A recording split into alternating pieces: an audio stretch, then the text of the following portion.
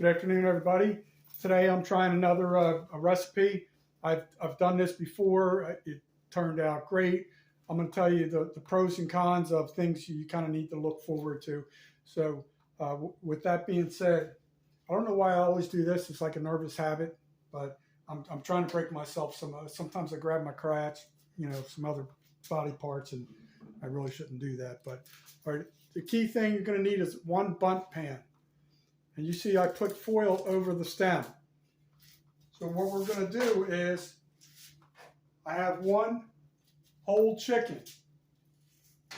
What I'm going to do in the bottom of the pan is I've put some olive oil, some veggies like I did the other day in the foil pack type recipe I did before.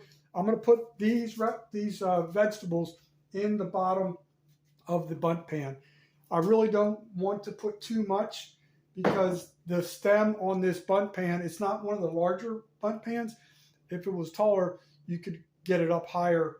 If you have too many veggies in there, that your chicken's going to kind of wobble a little bit. So that's what I'm going to do. I'm going to do that real quick right now.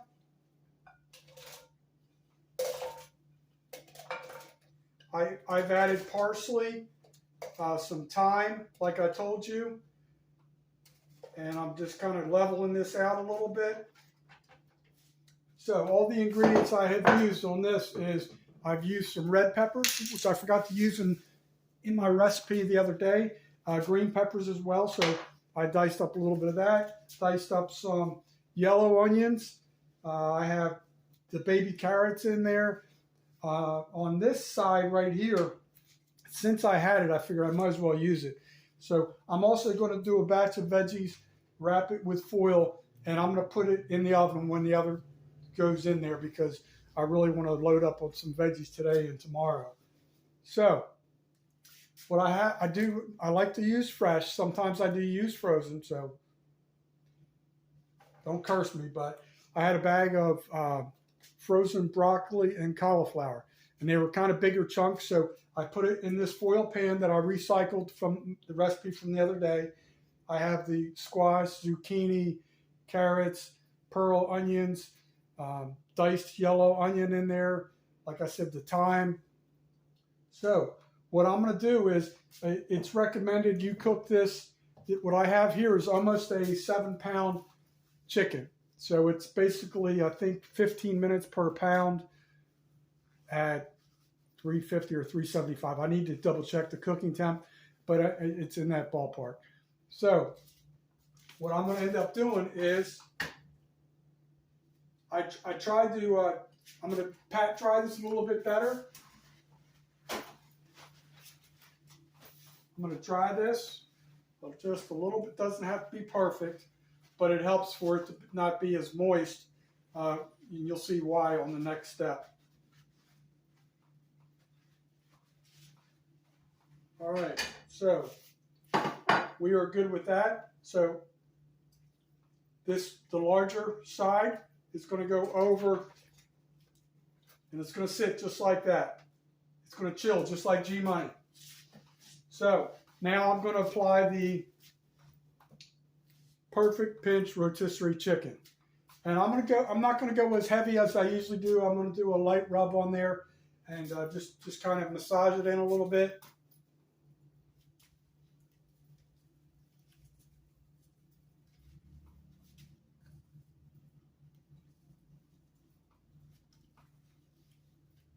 I think I went a little heavier than I wanted to, but it'll be okay.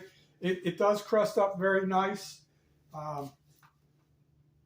So I'm going to add, what I'm going to do is I have two different soups. I'm not going to use all of it. I may use all of it since I have this other pan, but I'm going to put some cream of mushroom in there and some cream of chicken. So I'm going to kind of mix it into the Bundt pan and the meatloaf foil pan. Then I'm going to cover the foil pan, and then I'm going to let the oven do its thing.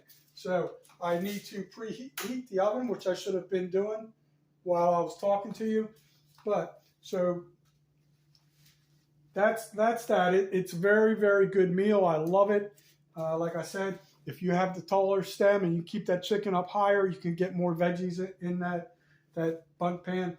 but it's going to turn out really well, and I hope for you guys to see the finished product coming up soon, and it's definitely going to be well worth the wait. So thanks for tuning in. Appreciate it.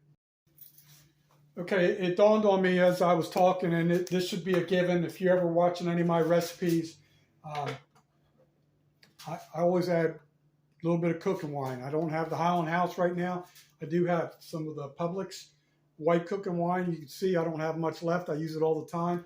I have three bottles up here that are empty. I just use this stuff all the time. So if I don't mention it in a recipe, just know that there's always going to be a little bit of white cooking wine in there. So I'm going to give another little drizzle.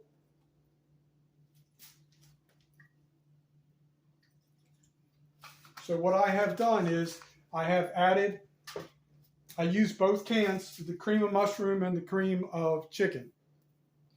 So I've mixed it. I'm going to cover this foil pan right now.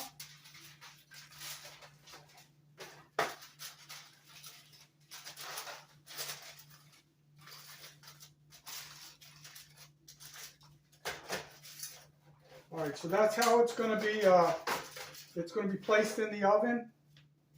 There are no frozen veggies on this side where I have the chicken, just in the foil pan. That's why I put it in there to be covered up. And I may even let that go a little bit longer, or it may just be fine. I'll just kind of play it by ear. But, so that's that. If you've never tried this, it's a really good recipe. It's something different, unique. You know, I like doing different things.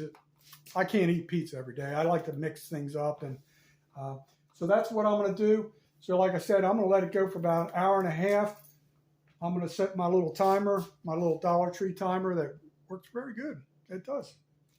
I don't think it goes over 2 hours. That's the only thing. I think there's a maximum time limit on this.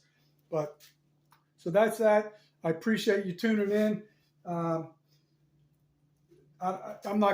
Since my editing skills are lacking, you're probably just going to see a thumbnail of the finished product, and that's probably going to be it. But give that a try sometime if you like chicken and veggies. And you know, I was looking for a cream of celery or a cream of broccoli. I wanted to put those in there, mix those in. But so I did have the cream of celery, the cream of mushroom. I still have some golden mushroom. And so I like to mix it up. So just whatever you like, put it in there.